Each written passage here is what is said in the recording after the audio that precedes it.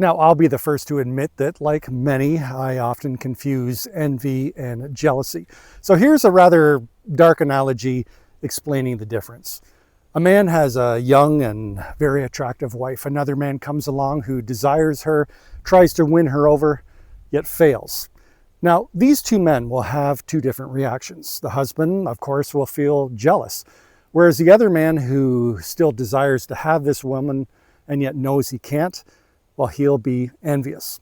And to push this analogy even further, suppose this other man decides that, well, if he can't have her, then her husband won't have her either.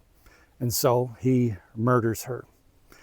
Now, while that's a rather dark analogy, envy is dark. It's sinister, and that's why it's known as one of the 7 deadly sins. For me, one of the greatest stories ever told about envy is Genesis 3, the story of the Garden of Eden. And in that story, it never explicitly says why the snake did what it did. And yet I think it's pretty self-evident that it did so out of envy. Adam and Eve had something it wanted, it desired, but it couldn't have. And that was Adam and Eve's special and unique relationship with the Creator.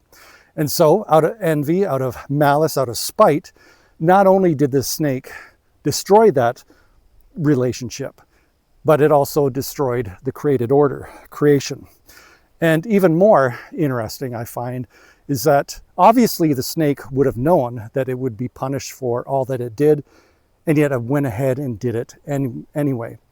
And that's the thing about envy. History is full of examples of people who were not only willing to inflict great suffering upon others, but were willing to suffer themselves in order to do it. There's an old story of a peasant who was very envious of his successful neighbor. And so God decides to test this peasant by sending him an angel.